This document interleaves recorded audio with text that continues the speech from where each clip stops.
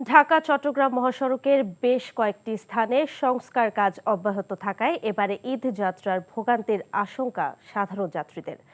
অন্যদিকে আশুগঞ্জ থেকে আখাউড়া পর্যন্ত 4 লেন প্রকল্পের কাজ চলছে ধীর গতিতে। কুমিল্লার মাহফুজ নান্টু ও ব্রাহ্মণবাড়িয়ার শিহাবুদ্দিন বিপুর পাঠানো তথ্য ও ছবিতে আহমেদ শরীফের ডেস্ক রিপোর্ট। ঢাকা চট্টগ্রাম মহাসড়কের প্রায় 100 কিলোমিটার অংশ কুমিল্লা জেলার উপর দিয়ে গেছে। মহাসড়কের কুমিল্লা সেনানিবাস সংলগ্ন এলাকা, কুমিল্লা সিলেট আঞ্চলিক মহাসড়কের দেবিদ্বার সহ বেশ কয়েকটি স্থানে চলছে সংস্কার কাজ। চালকদের আশঙ্কা, ঈদের আগে এসব সংস্কার কাজ বন্ধ না রাখলে সড়কে তীব্র যানজটের সৃষ্টি হতে পারে। এছাড়া দাউদকান্দি উপজেলার গৌরীপুরে 2 লেনে মহাসড়কের উপরে গাড়ি পার্কিং করা হয়। পদুয়ার বাজারে মহাসড়কে লক্ষ্মীপুর ও চাঁদপুরের পরিবহনও যাতায়াত করে। এসব কারণে যানজট তীব্র আকার ধারণ করে। রাস্তার কাজ বন্ধ রাখলে যানজট হবে না। এই মুহূর্তে যে কাজগুলো চলমান আছে এটা যাতে বন্ধ থাকে, ঈদের পরে যাতে কাজ ধরে, হাইওয়ে পুলিশ একটু তৎপর থাকলে ইনশাল্লাহ রোডে যানজট হবে না।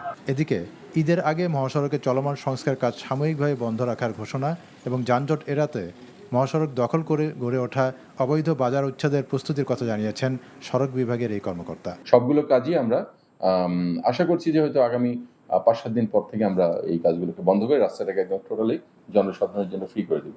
অন্যদিকে ঈদকে সামনে রেখে মহাসড়কে যানজট নিয়ন্ত্রণ ও নিরাপত্তা নিশ্চিত করতে অতিরিক্ত 200 পুলিশ সদস্য মোতায়েন করা হয়েছে বলে জানিয়েছেন ঢাকা চট্টগ্রাম হাইওয়ে পুলিশ বিভাগের পুলিশ সুপার। ইতিমধ্যে আমরা প্রত্যেকটা যানজট প্রবণ যে এলাকাগুলো আছে আমরা আইডেন্টিফাই করেছি এবং সেই অনুযায়ী আমরা ফোর্স মোতায়েনের পরিকল্পনা করেছি।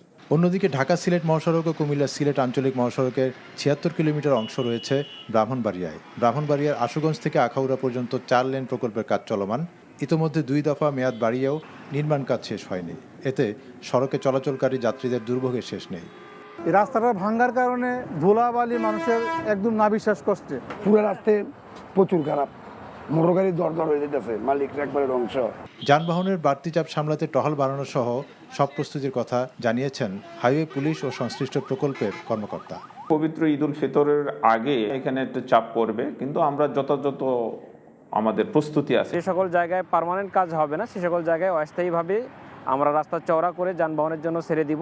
জনদুর্ভোগ লাঘবে সংশ্লিষ্টরা তৎপর হবেন, এমনটাই প্রত্যাশা সবার।